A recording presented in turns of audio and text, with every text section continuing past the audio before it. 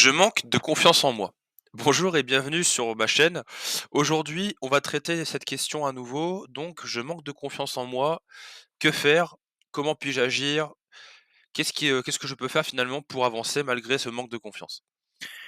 Alors, le manque de confiance, c'est quelque chose qui est assez récurrent. On va le retrouver assez souvent. Il y a beaucoup de personnes qui vont avoir des blocages à ce niveau-là sur ce qu'on appelle plus globalement le manque de confiance, mais ça peut être plein de choses. En fait, il faut comprendre ce qu'il y a derrière ce manque de confiance. Est-ce que c'est parce que vous avez vécu une situation qui a fait que vous avez un manque de confiance sur un sujet en particulier? Est-ce que vous avez de manière générale un manque de confiance en vous parce que vous n'avez pas forcément eu, à votre sens, de la réussite?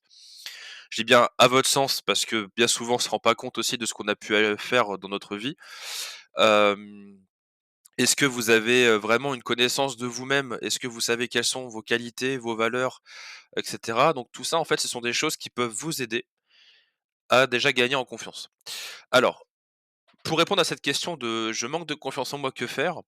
La première chose à savoir, c'est que dans cette question, il faut comprendre, finalement, quel est votre objectif global? C'est-à-dire, est-ce que j'ai un objectif bien déterminé pour que je puisse, par exemple, gagner en confiance? Ou est-ce que c'est parce que j'ai mon manque de confiance qui fait que ça m'empêche d'atteindre mon objectif? Donc dans ce cas, c'est pas le même travail. En fait, quand on fait un accompagnement et qu'on a cette question: «Je manque de confiance en moi», en fait, si la personne a besoin d'avoir, un travail qui s'accentue plus sur le développement personnel, dans ce cas-là, on va être plus forcément sur un plan d'action dev personnel.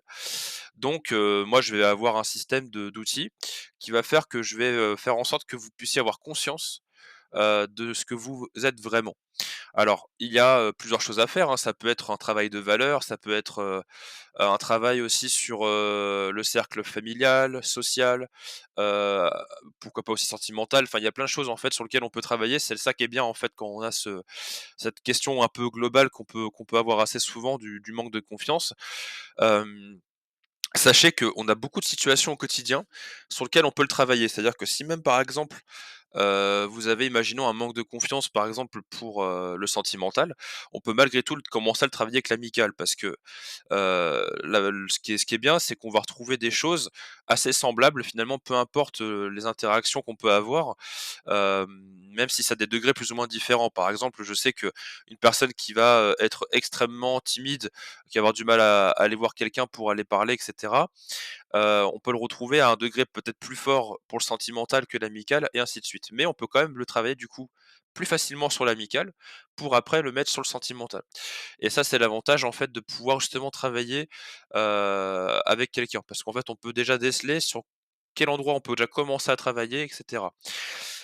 Il y a du coup, tout à l'heure, j'en ai un petit peu parlé, un outil que je transmets beaucoup qui aide bien en général quand vous avez un manque de confiance en vous, c'est qu'en fait, souvent, quand on a ce manque de confiance, c'est qu'on se connaît pas forcément très bien.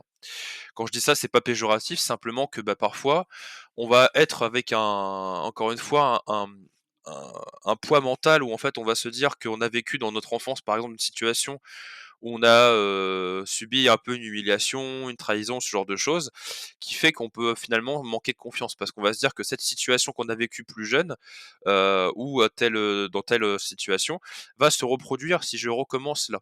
Et donc forcément, ça nous empêche d'agir. Il y a une situation que j'ai eue il y a pas longtemps, c'est par exemple, quelqu'un qui avait du mal à parler en public parce qu'en fait, quand il était plus jeune, et bien, il était passé devant la classe et tout le monde s'était moqué de lui. Donc en fait, bah, lui, il avait imprimé ça, en fait, dans son inconscient, en se disant que, bah, dès qu'il va parler en public, tout le monde va se moquer de lui. Donc en fin de compte, ça a créé un blocage et forcément un manque de confiance en soi. Et c'est là, en fait, où c'est important de bien déceler qu'est-ce qui a aussi provoqué, finalement, cette situation? Est-ce que, finalement, on peut pas travailler déjà sur le problème qu'il y a eu en amont, c'est-à-dire la situation qui a fait que, finalement, on s'est moqué, de moi quand je suis passé devant la classe? Donc c'est-à-dire que, bah, dans cette situation, il faut qu'on se replonge dedans pour pouvoir la travailler. Est-ce qu'on peut pas voir les choses différemment? Est-ce qu'on peut pas mettre, finalement, un angle différent sur la situation, prendre de la hauteur, et cetera, pour essayer de, finalement, un peu se retirer mentalement cette situation qui a été un peu souffrante pour nous?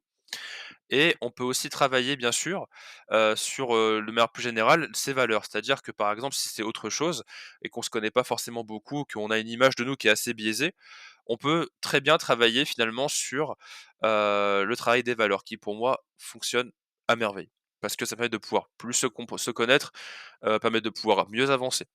C'est un outil que je transmets beaucoup en coaching. Alors par contre, je tiens à prévenir que forcément, on sort de sa zone de confort. C'est ça qui est un peu inconfortable forcément, mais qui nous fait avancer à pas de géant. Et en fait, ça reste très important de l'avoir en tête parce que sachez que, bon, je le dis souvent quand je réponds à mes questions, mais agir, c'est très important. Parce que si vous ne le faites pas, en fait, vous ne pourrez pas avancer. Malheureusement, il n'y a pas de secret. Il faut agir pour pouvoir avoir au moins un retour sur la situation. Et de là pouvoir, pouvoir pas manipuler, c'est pas le bon mot, mais de pouvoir, agir différemment en tout cas.